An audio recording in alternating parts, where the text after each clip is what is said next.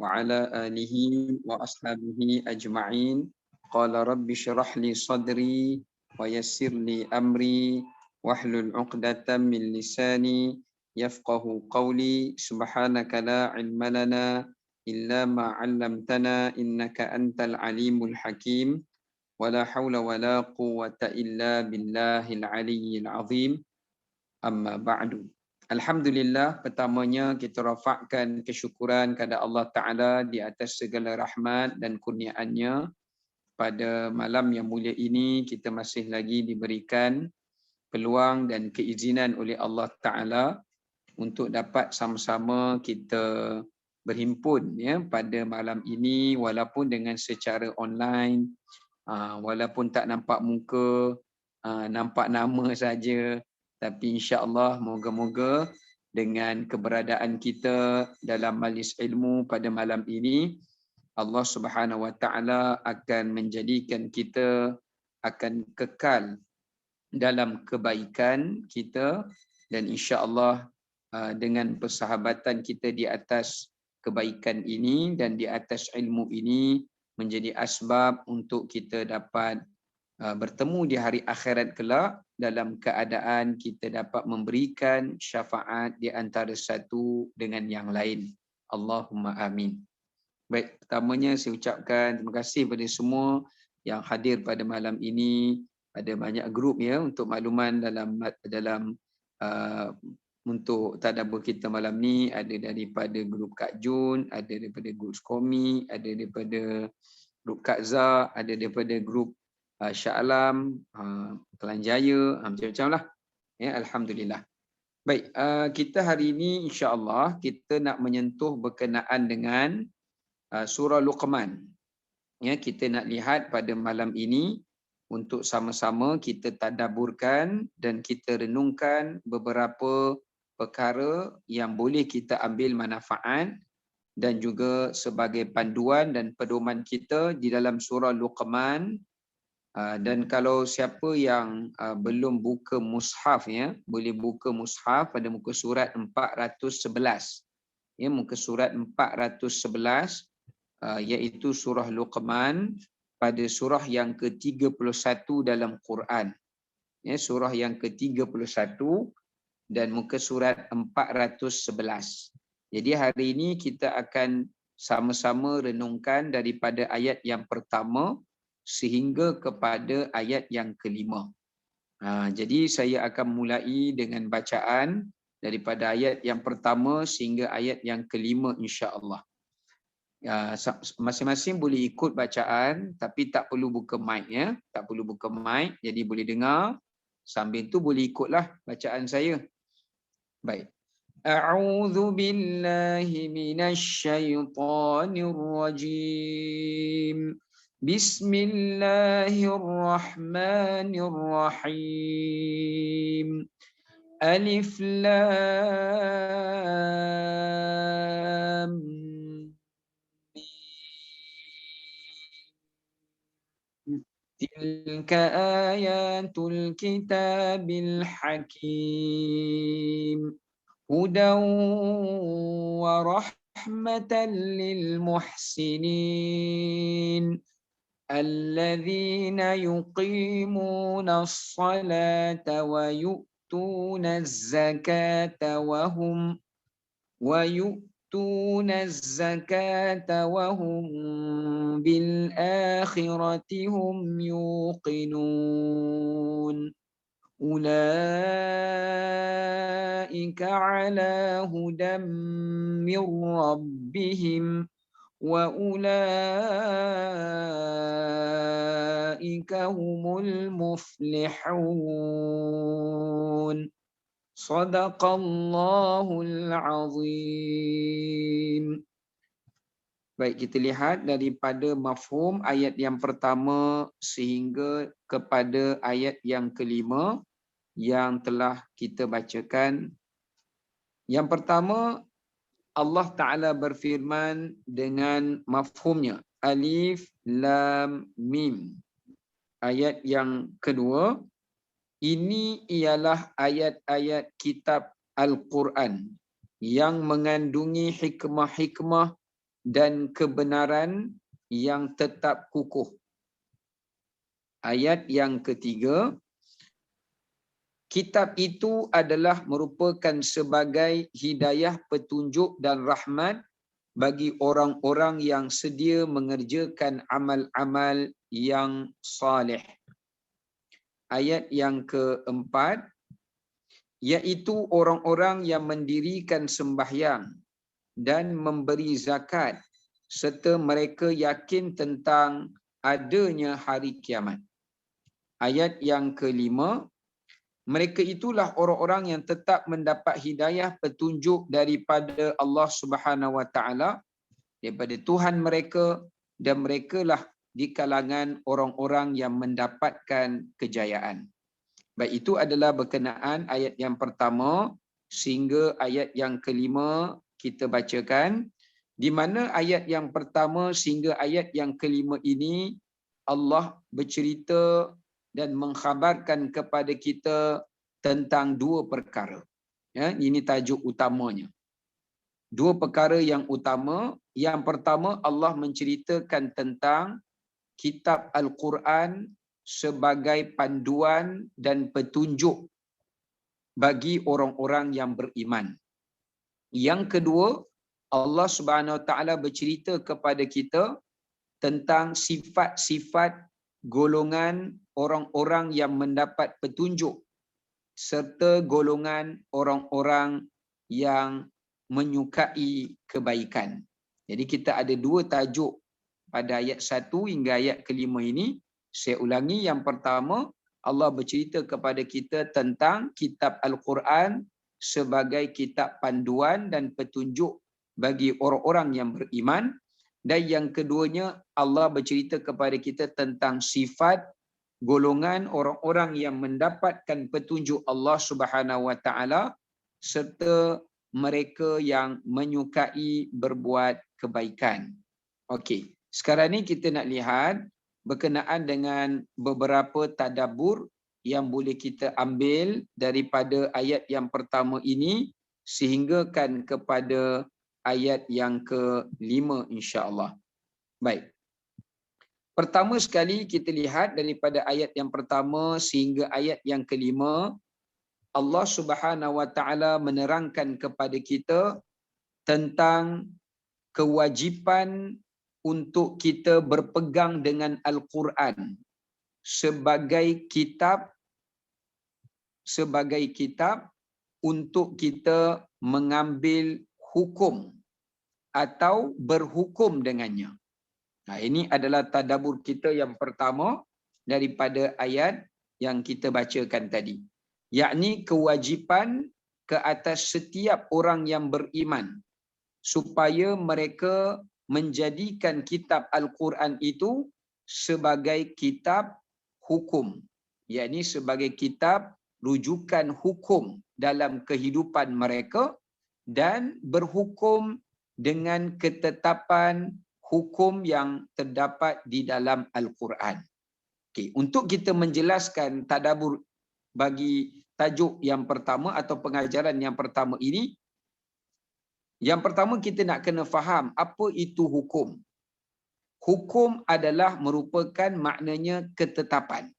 Hukum ni maknanya adalah ketetapan atau batasan. Jadi bila kita sebut tentang hukum, hukum ni maknanya satu ketetapan, satu batasan yang telah ditetapkan oleh Allah Subhanahu Wa Taala dalam kehidupan seharian kita dan kehidupan sepanjang hayat kita ini tentang apa perkara yang dituntut dan diperintahkan kita mengerjakannya dan apakah perkara yang dicegah dan dilarang kita untuk mengerjakannya. Jadi bila kita sebut tentang hukum, hukum ni bukan maknanya sekadar terbatas kepada halal dan haram, tetapi hukum ini dari sudut maknanya yang luas adalah merujuk kepada segala ketetapan Allah, baik daripada perkara yang wajib, baik daripada perkara yang sunat, baik daripada perkara yang Allah Ta'ala haruskan. Demikian juga hukum adalah merupakan satu batasan dan juga satu ketetapan daripada Allah Ta'ala dalam perkara halal dan haram, dalam perkara makruh, dalam perkara yang ditegah, dalam perkara yang dilarang dan sebagainya. Jadi dalam pengajaran tadabbur kita yang pertama, di sini menunjukkan pada kita Allah mensifatkan Quran sebagai kitab yang hakim. Ya, kitab yang hakim. Kenapa Quran disebut sebagai kitab yang hakim?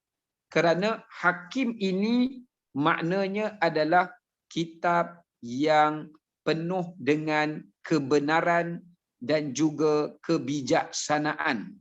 Ya, kebenaran dan kebijaksanaan. Kenapa?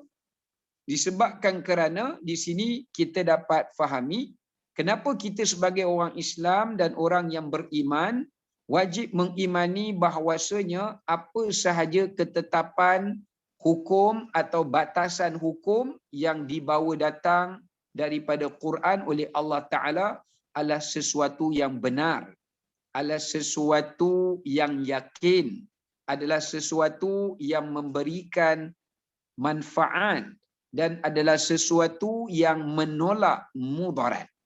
Sebab tu kita kena faham, bila Allah tetapkan sesuatu ketetapan, Allah tetapkan sesuatu batasan, kita sebagai orang beriman kena yakin, walaupun kita tak tahu, walaupun kita tak faham, walaupun kita tak tahu apa hikmahnya, apa rahsianya, tetapi kita sebagai orang beriman wajib mengimani, wajib meyakini bahawasanya segala ketetapan hukum yang datang daripada Al-Quranul Karim adalah benar, adalah memberi manfaat, adalah memberi kebaikan, sama ada untuk kebaikan dunia kita dan sudah pasti adalah untuk kebaikan akhirat kita. Sama ada kita faham atau kita tahu hikmahnya, maupun kita tidak mengetahui hikmahnya, ia tetap ada kebaikan dan manfaatnya. Ini perkara pengajaran yang wajib kita yakini dan imani sebagai orang mukmin dan sebagai orang Islam, bahawasanya kitab Al-Quran adalah kitab hukum dan ia adalah merupakan kitab di mana Allah menerangkan apa yang Allah suruh dan apa yang Allah larang, dan Allah menerangkan apa yang Allah kehendaki dan apa yang Allah tegahi, dan ia adalah juga kitab di mana kita dapat mengenal agama Allah daripada peraturan Allah Ta'ala yang Allah kehendaki sebagai kita hamba untuk menunaikannya atau mengerjakannya. Baik, itu pengajaran pertama. Jadi tak boleh kita sebagai orang beriman pertikaikan hukum daripada Quran, atau persoalkan, atau ragu-ragu, atau tak yakin, atau menganggap ketetapan hukum dalam Quran ini adalah sesuatu yang tidak relevan, sesuatu yang tak boleh dipakai, maka tak boleh, ya. Perkara itu boleh membawa kepada rosaknya akidah dan juga boleh mengeluarkan seseorang daripada agama Allah Subhanahu wa Ta'ala. Tapi kalau dia tanya hukum kerana nak minta penjelasan, dia bukan petikai, dia bukan ragu-ragu, tapi dia nak penjelasan. Kerana dia takut dia salah faham, dia takut nanti dia faham dengan cara yang salah, dengan cara yang tak betul, yang boleh merosakkan iman dan akidah dia. Jadi dia tanya tu bukan mempersoalkan, tapi nak mendapatkan penjelasan. Ini tidak mengapa, ya, kerana dalam Quran surah An-Nisa Allah berfirman, Allah Ta'ala menyatakan, fala wa rabbika la yu'minuna hatta yuhakkimuka fima shajara bainahum ثم لا يجدوا في أنفسهم حرجا مما قضيت ويسلموا تسليما. Kata Allah Ta'ala, tidak boleh dikatakan seseorang itu beriman sehinggalah apabila mereka benar-benar yakin dan percaya dengan hukum yang telah kami tetapkan kepada mereka. Ya. Kemudian bila mereka melaksanakan perintah daripada hukum Allah itu, perhatikan Allah kata, tidak ada dalam hati mereka keraguan atau tidak merasa senang dengan apa yang telah Allah tentukan dan yang telah Allah berikan ketetapan ke atas mereka. Ini yang mana Allah turunkan ayat ini untuk memberikan amaran kepada golongan-golongan orang-orang munafikin. Ya, baik, itu yang pertama. Yang kedua, daripada ayat 1 hingga ayat 5, pengajaran yang boleh kita ambil di sini adalah Al-Quran adalah merupakan kitab yang berdiri di atas hujah kebenaran, yang tidak ada sebarang keraguan dan percanggahan.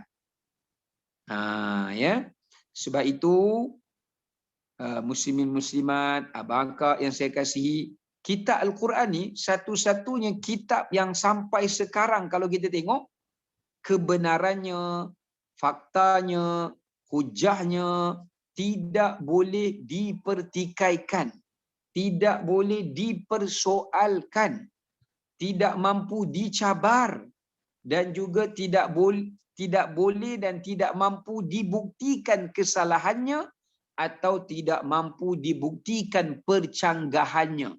Subhanallah. Sebab itu kita kena fahami, kita sebagai orang beriman wajib meyakini Al-Quran sebagai kitab Allah, kalam Allah yang paling benar dan yang paling terpelihara. Bukan sekadar benar, tetapi kitab yang paling terpelihara daripada sebarang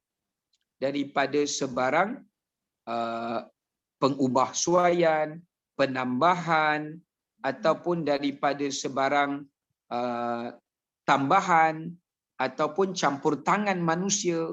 Sebab itu subhanallah, dalam ayat Quran surah Al-Hijr, Allah berfirman, inna nahnu nazzalna dzikra wa inna lahu lahafizun.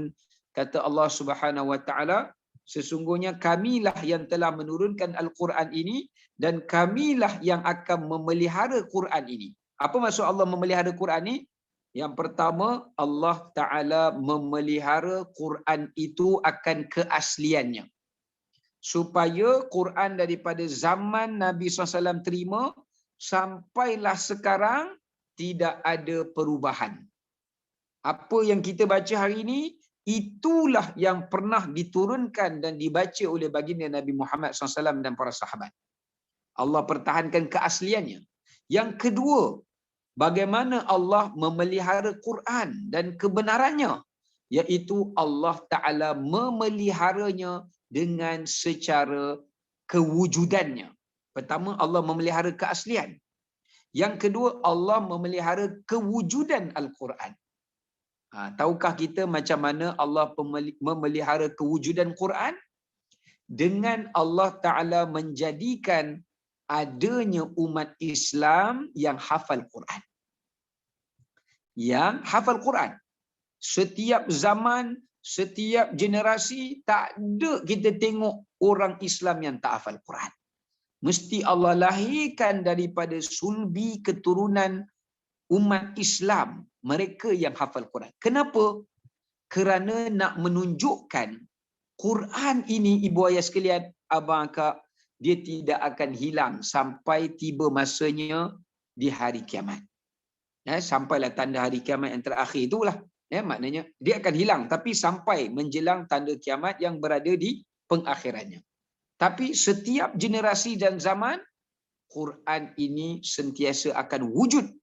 Wujud cetakannya, wujud orang yang menghafalnya, wujud orang yang membacanya.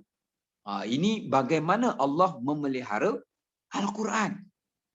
Yang ketiga, bagaimana Allah memelihara Quran itu di segi kebenarannya adalah dengan melalui Allah Ta'ala menjelaskan kebenaran Quran itu melalui apa yang disebut oleh para ulama, iaitu penemuan, dipanggil sebagai kajian. Yakni apabila manusia mengkaji dan mengalami perubahan zaman demi zaman, maka mereka dapati apa yang mereka temui di zaman mereka telah pun dinyatakan ia di dalam Quran. Ini bagaimana Allah memelihara kebenaran. Tadi Allah memelihara keaslian, kemudian Allah memelihara kewujudan. Nak bagi setiap zaman ni Quran ni mesti kena ada. Kitab lain, abang akak sekalian, ibu ayah sekalian, satu hari dia akan hilang. Dia takkan kekal sepanjang zaman. Dia akan hilang. Sebab tu kita tengok sekarang ni nak cari Taurat yang asli, dah tak ada dah. Kita nak cari Injil yang asli, dah tak ada dah. Kita nak cari kitab-kitab Samawi yang asli, dah tak ada kecuali Quran. Yang ketiga tadi saya sebut, bagaimana Allah nak memelihara kebenaran Al-Quran itu adalah melalui zuhuriyah. Apa itu zuhuriyah? Iaitu penjelmaan kebenaran bukti Quran. Iaitu bila orang kaji, orang tengok bagaimana laut ini bila kita masuk makin dalam, makin gelap. Rupanya dalam Quran Allah dah cerita dah. Allah kata dalam Al-Quran, au kadhulumatin fil bahr. Dalam laut tu kegelapannya 3 lapisan. Turun sikit gelap dah. Turun makin dalam lagi gelap. Turun lagi dalam paling gelap. Kita dalam grup ni kita ada pakar menyelam. Pakar menyelam ya. Dia nak belajar, siapa nak belajar kelas menyelam boleh belajar dengan Kak ajar kita nanti. Baik. Dia nak cerita tu selinganlah. Dia nak cerita kan bagaimana bila mereka kaji, mereka temui penemuan sains, mereka temui penemuan macam lain, rupa-rupanya 1400 tahun yang dulu Quran dah cakap. Ini bagaimana Allah nak memelihara kebenaran Quran sepanjang zaman. Dan banyak lagi ilmu-ilmu dalam Quran yang mungkin zaman kita sekarang ni tak jumpa, tapi mungkin lagi 100 tahun akan menjelmanya kebenaran itu. Sebab Allah sendiri sebut dalam Quran. Allah kata apa? Sanurihim ayatina fil afaq wa fi anfusihim hatta yatabayyana lahum annahu al-haq. Kami akan pertontonkan, kata Allah, kepada manusia. Akan apa? Ayat-ayat kami. Ayat Quran kami. Allah akan zahirkan kebenarannya fil afaq, pada setiap zaman sampai menjelang kiamat, hatta yatabayyana lahum annahu al-haq, supaya manusia dapat tahu satu-satunya kitab Allah, satu-satunya the words of God, satu-satunya kitab Allah adalah Al-Quran. Supaya orang nak mengatakan Quran ni Nabi Muhammad reka ke, Quran ini di orang Islam ubah ke, tak boleh. Tak boleh dibuktikan sedemikian, kerana Allah memelihara kebenarannya. Yang seterusnya, bagaimana Allah memelihara kebenaran Al-Quran itu adalah dengan melalui bagaimana Allah SWT menjadikan Quran ini disebar kebenarannya adalah melalui dakwah. Allah nak jaga kebenaran Quran melalui dakwah, iaitu bagaimana Allah jadikan Quran ini akan dipelajari, Quran ini akan difahami, Quran ini akan disampaikan, Quran ini akan diajarkan. Sebab tu kalau kita baca dalam Quran, salah satu di antara tugas para nabi dan rasul, iaitu tugas baginda Nabi Muhammad SAW adalah mengajar dan berdakwah dengan Quran. Yang mana Allah kata dalam Quran, Allah kata apa? Wa yu'allimuhumul kitaba wal hikmah. Nabi SAW itu mengajarkan kepada kamu akan Quran dan akan hikmah. Yang ini mengajarkan Quran. Cara nak jaga kebenaran Quran, kita tak boleh baca saja. Ibu ayah sekalian, maka kalau kita sekadar baca Quran saja, kita tak jaga Quran sebenarnya. Kalau kita baca Quran, kita hanya menjaga Quran untuk diri kita, tapi kita tidak menjaga kebenaran Al-Quran itu. Kita hanya jaga Quran tu untuk diri, tapi bukan menjaga Quran tu untuk kebenaran Quran itu. Cara kita nak menjaga Quran dengan kebenaran Quran itu adalah kita mengajar orang lain. Sama ada kita mengajar cara membacanya, sama ada kita mengajar untuk memahaminya, sama ada kita mengajar untuk mentadaburnya. Ini cara kita jaga kebenaran Quran. Atau kita berdakwah dengan menggunakan hujah dan kebenaran di dalamnya. Baik, yang seterusnya, di mana Quran ini dipelihara kebenarannya oleh Allah SWT adalah dengan kita berhukum dengannya. Ini kita berpegang dengan ketetapan hukum di dalam Quran. Kalau kita tak pegang ketetapan hukum di dalam Al-Quran, maka kita tidak memelihara kebenaran Al-Quran. Ya, kita tidak memelihara kebenaran Al-Quran. Maka salah satu daripada cara untuk kita memelihara kebenaran Al-Quran itu adalah dengan cara hendaklah kita hendaklah seseorang itu berhukum dengan Al-Quranul Karim dan kembali kepada ketetapan hukum Allah Subhanahu wa taala. Okey, kemudian kita nak lanjut pengajaran yang seterusnya, bahawasanya yang ketiga, ya, Quran adalah sebagai kitab petunjuk dan panduan kehidupan manusia dunia dan akhirat. Sebab dalam ayat ketiga tu Allah Ta'ala disebut tentang huda, petunjuk. Ya, Allah ceritakan Quran ini dia bukanlah merupakan book of science. Dia bukan buku sains, tapi kata para ulama book of sign, iaitu kitab bukti, sign, bukan sains, sign, C-I-G-N, ya, iaitu kitab yang membuktikan kebenaran daripada Allah Subhanahu wa taala. Ya, dia bukan buku sains, ya, untuk kita belajar, tetapi dia adalah buku yang menunjukkan kebenaran, yang membawakan petunjuk, ya, yang memberikan panduan bagaimana manusia hendak menjadi hamba Allah, bagaimana manusia nak beribadah pada Allah, bagaimana manusia nak taat pada Allah, bagaimana jalan yang perlu manusia ikut untuk masuk syurga, bagaimana jalan untuk manusia hindari daripada neraka. Inilah yang dinamakan huda, yang dinamakan kitab petunjuk. Sebab itu kita kena memahami bahawasanya para ulama menjelaskan kepada kita tentang bagaimana Quran ini disebutkan sebagai hidayah. Kenapa Allah memanggil Al-Quran sebagai kitab hidayah? Apakah bentuk hidayah yang dibawa oleh Quran? Sekarang ni kita nak ambil pengajaran daripada tadabbur yang keempat ni tadi, iaitu bagaimana Quran ini membawa petunjuk dan apakah petunjuk yang dibawa untuk kita. Baik, yang pertama, kata para ulama, petunjuk yang dibawa oleh Quran yang pertama adalah Quran membawa petunjuk kepada kita untuk kita mengenal Tuhan. Kita, benda paling utama dalam hidup ini adalah mengenal Allah. Sebab itulah kata Imamul Ghazali, awwaluddin ma'rifatullah. Perkara pertama, asas dalam agama ini adalah kita mengenal Allah Subhanahu wa taala. Kalau kita hidup, kita tak kenal ibu ayah kita, daripada kita bernyawa sampailah ke pengakhiran hayat kita, maka hidup kita ni bukanlah sebagai satu hidup yang cukup bermakna. Ya, sebab kita tak kenal mak ayah kita, kita abaikan mereka, jadi tak ada nilai dan makna kehidupan kita.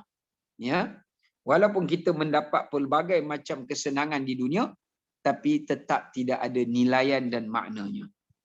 Baik, apatah lagi kalau seseorang hidup tak mengenal Tuhan yang menciptakannya, yang bagi dia rezeki, yang ciptakan mak ayah dia, yang bagikan segala-gala kepada dia, yang semua kehidupan bergantung padanya.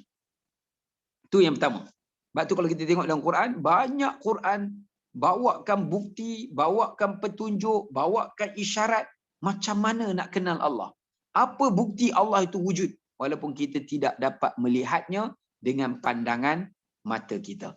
Dan Allah ajar kita bagaimana nak mengenal sifat Tuhan. Dan jangan, bila kita kenal sifat Tuhan tu, kita tidak akan mengambil sembahan Tuhan selain Allah. Dan Allah ajar kita hidayah. Allah bagi petunjuk macam mana kita nak kenal ciri-ciri benda yang bukan Tuhan. Yang bukan Tuhan, patung bukan Tuhan. Ya.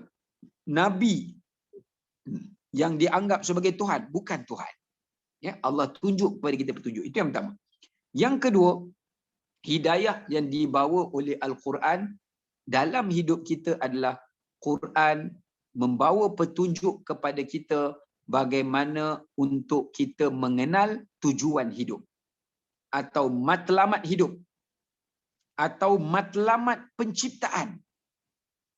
Cuba bayangkan abang akak muslimin muslimat, kalau ni saya kata kalau lah, jikalau Quran ni Allah tak turunkan, percayalah kita takkan tahu kenapa kita ada dekat dunia ni dan untuk apa kita berada di dunia ini. Kita hanya tengok ada orang meninggal, kenapa dah hidup lepas tu mati, takkan hidup kita habis macam tu saja. Kita takkan tahu, kita takkan faham, sehinggalah Allah turunkan Quran. Allah tunjukkan dengan petunjuknya kenapa kita diciptakan, siapa kita sebenarnya, untuk apa kita datang ke dunia ini, dan apakah tanggungjawab kita di atas muka bumi ini. Sebab tu kita tengok banyak sekali ayat dalam Quran Allah cerita kepada kita, ya, Allah cerita kepada kita berkenaan dengan apakah tujuan kita hidup di dunia ini, ya. Contoh Allah Taala sebut dalam ayat Quran, allazi khalaqal mauta wal hayah liyabluwakum ayyukum ahsanu amala. Dialah Allah yang menciptakan kematian dan kehidupan bagi kamu adalah untuk menguji siapakah di kalangan kamu yang paling terbaik amalannya. Bayangkan kalaulah Quran tak bercerita tentang tujuan hakikat dunia ini, nescaya kita tidak akan mampu untuk mengetahui apa tujuan kita di dunia ini. Petunjuk yang ketiga yang dibawa oleh Quran kepada kita adalah memberi petunjuk tentang kehidupan akhirat yang hakiki. Maknanya Quran, sebab tu kalau kita baca Quran, kita selalu akan jumpa ayat hari akhirat, syurga, neraka. Selalu jumpa ayat tu. Nikmat-nikmat dalam syurga, azab-azab dalam neraka. Selalu jumpa. Kerana ibu ayah muslimin muslimat, kalaulah Quran ni tak Allah turunkan, ni saya kata jikalau, tidak akan berlaku begitu. Saya nak bagikan kefahaman persoalan. Sekiranya Allah tak turunkan Quran, manusia ni confirm takkan tahu lepas mereka mati ada kehidupan yang baru, adanya kehidupan yang hakiki, adanya kehidupan yang semua orang akan hidup dalam kehidupan itu selama-lamanya tanpa ada pengakhiran. Masya Allah. Sebab itu Quran ni dia datang nak bagi petunjuk pada kita supaya kita faham kita duduk di dunia ni bukannya selamanya. Jangan cinta pada dunia. Jangan rakus dengan dunia. Jangan tamak dengan dunia. Jangan terlalu sayang dengan dunia. Kerana sejauh mana pun sayang kita kepada dunia, dunia akan meninggalkan kita walaupun kita tidak mahu meninggalkan dunia. Sebab itu dalam hadis Nabi kata ad-dunya mudbirun wal akhiratu muqbilun. Kata baginda, dunia ini dia akan menjauhkan, meninggalkan. Akhirat dia mendatang dan dia mendekati. Sebab itu kita dapat fahami dekat sini menunjukkan pada kita pengajaran Quran nak ajak kita supaya gunakan dunia ini untuk belanjakan dunia ini, infakkan dunia ini supaya kita dapat meraih kebahagiaan kehidupan di akhirat yang kekal abadi. Yang masa tu kita akan hidup dalam keadaan yang Allah sebut aisyatir radiyah, hidup dalam keadaan radiyah. Kena faham radiyah tu apa? Ya, kita selalu sebut radiyah. Kita tak faham pun. Masya Allah, kita ni suka makan nasi Arab. Pakai pakaian tema Arab, kahwin ambil tema Arab. Kadang-kala sekali-kala nyanyi lagu Arab. Tapi kita tak faham bahasa Arab. Sebab tu kalau kita tengok, radiyah ini kata ulama, kehidupan yang memuaskan. Kehidupan yang meredakan, memuaskan. Saya nak sebutkan begini, ibu ayah yang saya kasihi, yang saya rahmati. Ya, kalau kita tengok ya, dalam hidup kita ni, saya nak tanyalah, dalam hidup kita ni, pernah tak kita merasa puas dengan kehidupan kita? Ya, merasa puaslah. Maknanya, takkan ada. Percayalah cakap saya, takkan ada. Sebab Allah dah jadikan dunia ni ada masa kita sedih, ada masa kita gembira. Ada masa kita bahagia, ada masa kita tak bahagia. Ada masa kita senang, ada masa kita susah. Ada masa kita sihat, ada masa kita sakit. Allah dah kata dah, sunnatullahi allati qad khalat min qabl. Kita tak boleh ubah sunnatullah. Ya Allah dah tetapkan peraturannya yang kita belajar tadi tu. Ketetapannya bagi kehidupan dunia ni. Kita tak boleh ubah yang tu. La tabdila li sunnatillah. Kamu tak boleh ubah sunnatullah. Tapi kalau kita tengok orang paling kaya pun kat dunia ni, walaupun dia boleh dapat macam-macam yang dia nak, tapi percayalah cakap saya, ada benda yang dia nak yang dia tak dapat capai juga. Ada benda yang dia inginkan dia tak dapat juga. Walaupun dia sebenarnya dah ada macam-macam dah. Tapi kalau tanya dia, dia kata masih ada benda yang belum saya puas dalam kehidupan dunia ini. Tapi ingat, Quran bagi petunjuk pada kita bahawasanya di akhirat sana kita akan mendapat kehidupan yang memuaskan. Tak ada lagi sedih, tak ada lagi tak bahagia. Semua everything yang negatif takkan ada. Subhanallah. Kemudian apa lagi petunjuk Quran? Petunjuk Quran adalah memberi petunjuk kepada kita jalan mendapatkan nikmat syurganya. Kalau Quran tidak diturunkan oleh Allah, kita takkan tahu apakah amalan-amalan, apakah ibadat-ibadat, atau apakah amal-amal saleh yang boleh membawa kita untuk mendapat redha Allah, keampunan Allah, rahmat Allah dan syurga Allah. Jadi Quran memberi kita guidance, petunjuk. Dia tolong bimbing kita macam mana kita nak dapat redha Allah. Macam mana kita nak dapat keampunan Allah. Macam mana kita nak dapat kurniaan Allah. Macam mana kita nak dapat rahmat Allah.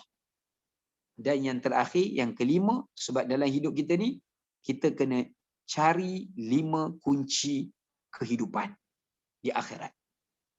Pertama, macam mana nak dapat redha Allah? Kerana dengan redha Allah lah kita boleh kekal dalam syurga. Dalam hadis yang panjang, bila ahli syurga dah masuk syurga, Allah berfirman, Al-yawm uhilla lakum ridwani. Hari ini kalian boleh kekal dalam syurga kerana keredaan aku. Kalau kita nak duduk dalam syurga, nak kekal dalam syurga hanya dengan amalan kita, tak layak. Amalan kita sikit. Macam mana nak kekal dapat nikmat dalam syurga dengan amalan yang sikit? Tak boleh. Kita dapat kekal kerana redha Allah. Kita selamat daripada neraka kerana keampunan, kerana rahmatnya. Kita selamat daripada neraka kerana rahmatnya. Dan kita dihindarkan dan kita boleh masuk syurga dan dihindarkan daripada nerakanya dengan keampunannya. Dan kita diganjari dengan syurganya juga dengan kurniaannya sebab Allah bagi pahala bagi amalan kita. Dan yang kelima, yang kita kena minta pada Allah Ta'ala adalah merupakan syurganya. Kenapa? Kerana dalam syurga itulah kehidupan kita bersama dengan Allah. Tidakkah kita mahu kita nak hidup bersama dengan Allah di dalam syurganya yang kekal abadi Di dalam itu kita sentiasa berzikir, kita sentiasa buat benda yang Allah redha, buat benda yang Allah suka, dengar benda yang Allah suka saja, cakap benda yang Allah suka saja, ambil benda yang Allah suka saja, bergerak apa yang Allah suka saja. Inilah kehidupan yang dicita-citakan oleh orang yang beriman. Dunia ni macam mana pun kita takkan bahagia, ya. Baik. Pasti ada ujian dan rintangan. Kemudian Quran membawa petunjuk kepada manusia, ya, petunjuk kepada manusia cara beramal. Tadi cara nak masuk syurga, cara kita nak beramal dan diterima amalan kita. Quran ajar kita, ini amalan baik, ini amalan tak baik, ini ibadat, ini muamalat, ini munakahat. Quran tunjuk kepada kita, ini cara amalan yang diterima oleh Allah, ini menyebabkan amalan ditolak oleh Allah. Quran ajar kita cara nak beramal. Kalau Quran tak diturunkan oleh Allah, kita tak ada petunjuk macam mana kita nak beramal. Macam mana kita nak taat dengan mak ayah kita, macam mana kita nak bercakap dengan mak ayah kita, macam mana kita nak berbuat baik dengan jiran kita, macam mana kita nak menghadap menguruskan rumah tangga kita. Quran ceritakan macam mana. Quran berikan guidance dia, ya, petunjuk dia. Kemudian yang terakhir yang disebut oleh para ulama, bagaimana Al-Quran Al-Karim juga adalah merupakan kitab petunjuk yang menunjukkan kepada manusia bagaimana untuk menjalani kehidupan di dunia ini sebagai manusiawi. Bukan saja Quran menunjukkan pada kita cara beragama, tapi Quran juga mengajar kita cara untuk kita hidup. Macam mana cara makan, macam mana cara kita berkahwin, macam mana cara kita nak berpakaian. Quran tunjuk dasar-dasar, prinsip-prinsip asasnya kepada kita. Kalau tidak, kita tak tahu macam mana kita nak menjalani kehidupan sebagai manusia. Makan, minum, nikah kahwin, pakai baju, mengenaiki kenderaan, macam mana kita nak berinteraksi dengan haiwan, alam sekitar, boleh buat kerosakan ke alam ni, boleh buat kotoran ke kepada alam ni. Ini semua dasar-dasarnya sudah diceritakan di dalam Al-Quranul Karim. Sebab itulah Quran tu disebut sebagai kitab way of life, ya, panduan dalam kehidupan kita. Baik. Kemudian muslimin muslimat rahmati oleh Allah Taala, Allah juga menjelaskan Quran ini sebagai kitab pembawa rahmat. Quran adalah kitab yang membawa syariat, yang membawa rahmat. Quran ni dia mensyariatkan syariat yang penuh dengan rahmat. Yang dimaksud kat sini, Quran adalah merupakan kitab syariat Nabi Muhammad sallallahu alaihi wasallam yang penuh dengan kerahmatannya. Yang penuh dengan kerahmatannya. Ini panjanglah kalau kita nak bincangkan bagaimana dalam syariat Nabi Muhammad sallallahu alaihi wasallam sangat penuh pengisian akan rahmat-rahmat yang disyariatkan di dalam Al-Quranul Karim ataupun di dalam ajaran agama Islam. Rahmat ni maknanya belas kasihan, simpati, nilai kasih sayang. Macam Allah bagi kita pensyariatan qasar salat, jamak salat, salat ketika sakit. Macam mana Allah berikan kelapangan, keluasan kepada kita. Ya, keluasan pada kita ketika darurat boleh melakukan benda-benda yang dilarang, diharamkan dengan kadarnya, ya. Ini semua keluasan, nilai rahmat, ya. Bagaimana Allah gandakan pahala kita, Allah tak gandakan pahala umat lain, ya. Bagaimana Allah bagi kita Lailatul Qadar, banyaklah. Kalau nak cerita memang panjang, ya. Baik. Kemudian sekarang ni kita nak tengok pengajaran yang keenam. Pengajaran yang keenam, Allah Ta'ala menceritakan kepada kita berkenaan dengan iaitu tuntutan untuk menjadi golongan orang-orang yang mendapat petunjuk dan mencintai kebaikan. Sekarang ni Quran bawa kepada kita ayat 4 dan 5, macam mana kita nak kekal dalam petunjuk Quran. Mula-mula Quran ajar kita supaya kita ambil petunjuk daripada Quran. Lepas tu Quran bagi tahu pada kita, Allah bagi tahu pada kita macam mana kita nak menjadi orang yang kekal, orang yang kekal berada di dalam petunjuk Allah dan petunjuk Al-Quran. Macam mana kita nak jadi golongan tu? Pertama, Allah Ta'ala sebut kepada kita di sini cara tanda-tanda orang yang mendapat petunjuk daripada Allah Subhanahu Wa Ta'ala. Ya, petunjuk ataupun isyarat ataupun tanda-tanda orang yang mendapatkan petunjuk daripada Allah ataupun petunjuk daripada Al-Quran itu disebutkan oleh para ulama. Antaranya adalah bila Allah Subhanahu Wa Ta'ala mencampakkan ke dalam jiwa kita, Allah turunkan, ya, Allah siramkan di dalam jiwa kita mencintai kebaikan yang Allah sebut dalam ayat ini, iaitu al-muhsinin, al-ihsan. Al-ihsan ini terbahagi kepada beberapa pembahagian. Ya, orang yang muhsinin, orang yang muhsin ini ada beberapa pembahagian. Yang pertama yang disebut sebagai golongan yang muhsinin ini adalah sebagai golongan orang-orang yang takut kepada Allah Subhanahu Wa Ta'ala dan malu kepada Allah. Ini ciri-ciri pertama golongan muhsinin. Takut dan malu kepada Allah. Ya, takut dan malu kepada Allah Subhanahu Wa Ta'ala.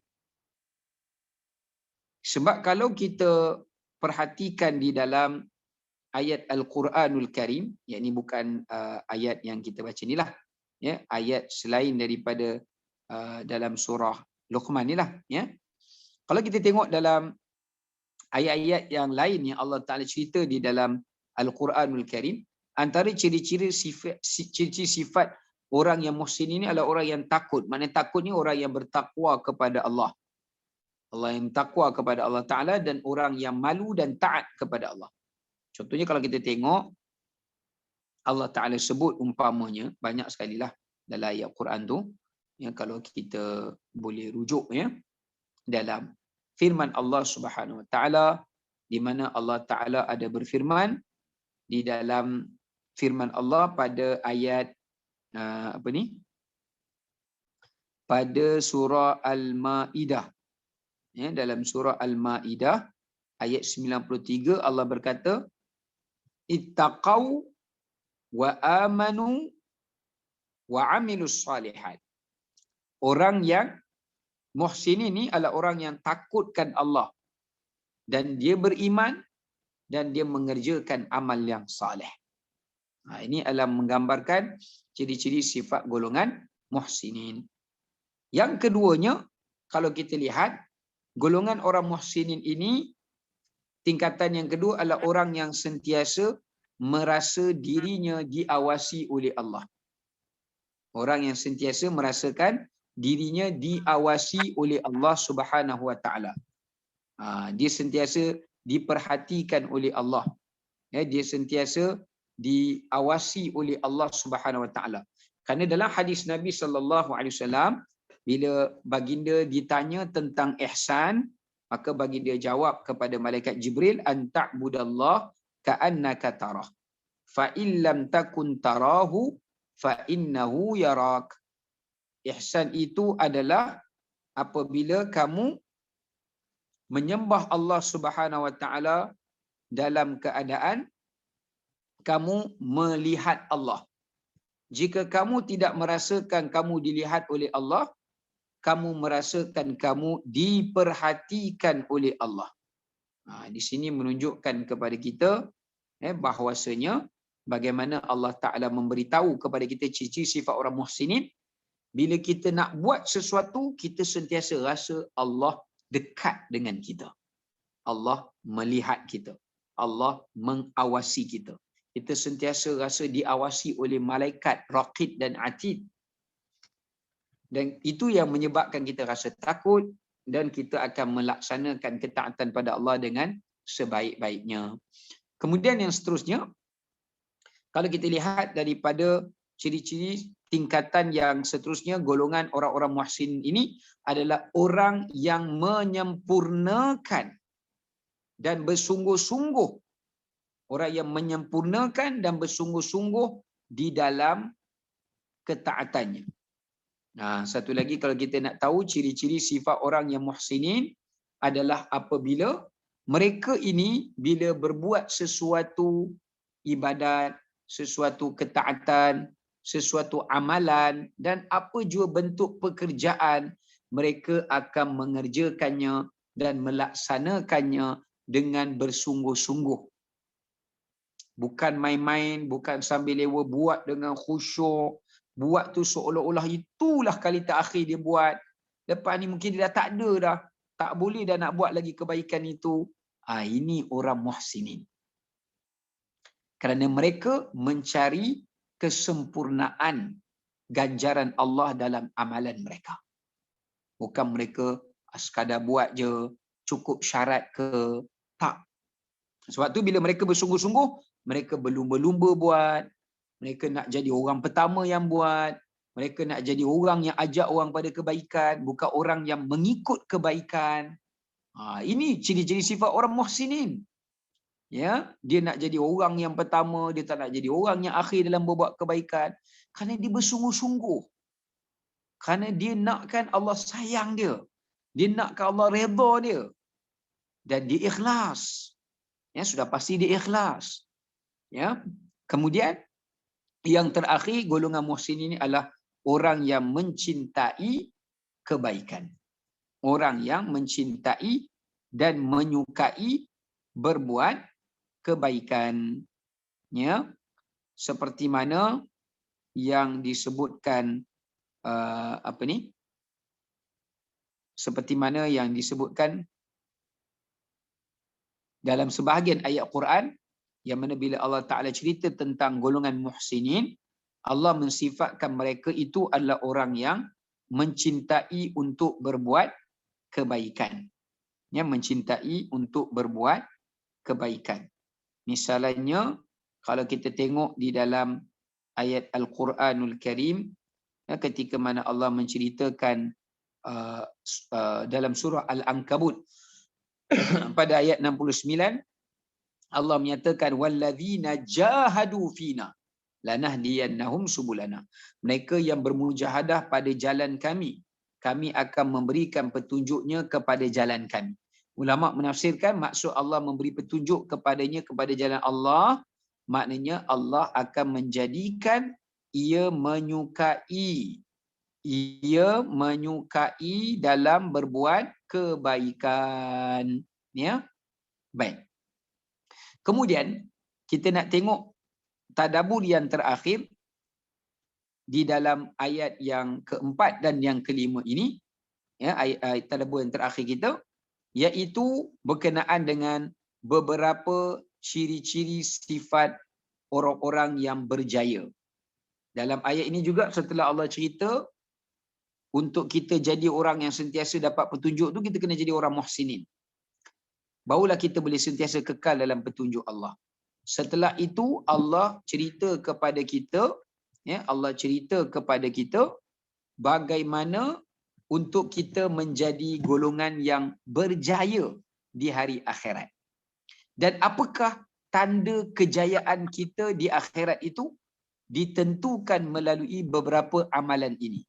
Saya ulangi, di hujung ayat 4 dan 5 Allah cerita kepada kita iaitu tanda-tanda orang yang mendapat kejayaan di hari akhirat.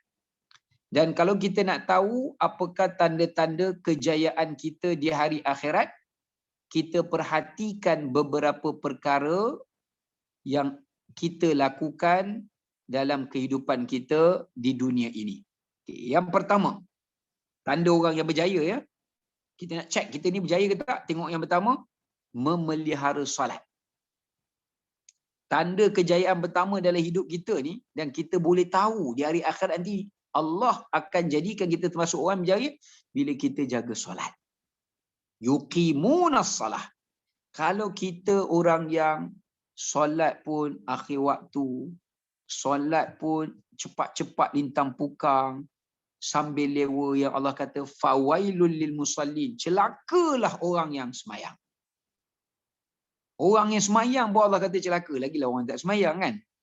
Maknanya kalau kita nak berjaya dalam hidup ni, nak capai apa-apa kejayaan, cuba cari kejayaan anda melalui solat anda.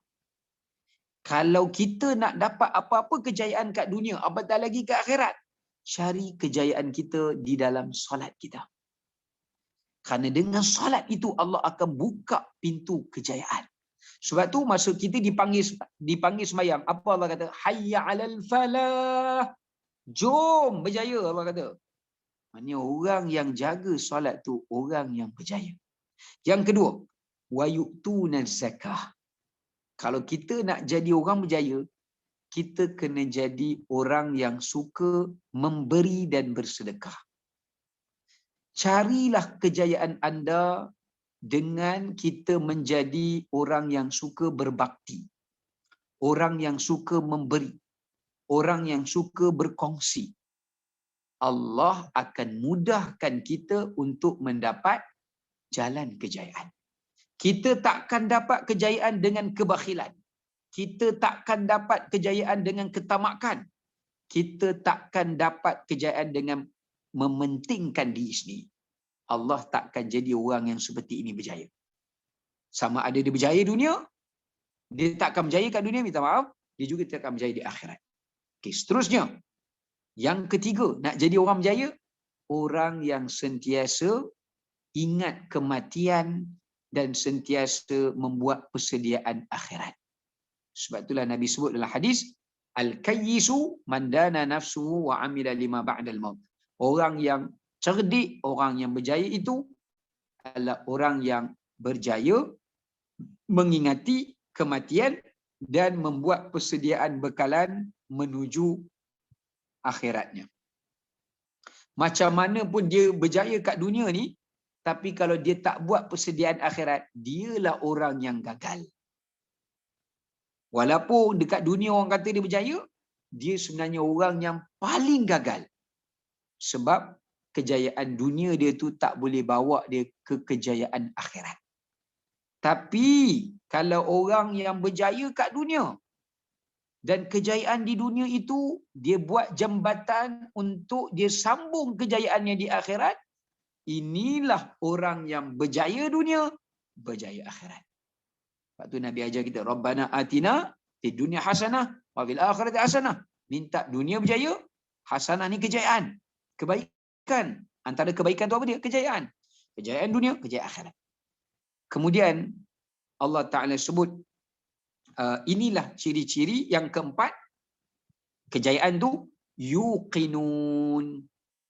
Kejayaan keempat tu adalah apabila kita ni menjadi hamba Allah yang yakin. Yang yakin dan yang kuat keyakinan dan pergantungan kita kepada Allah. Kita tak berpaut pada manusia, kita tak berpaut kepada makhluk dunia, kerana semuanya lemah.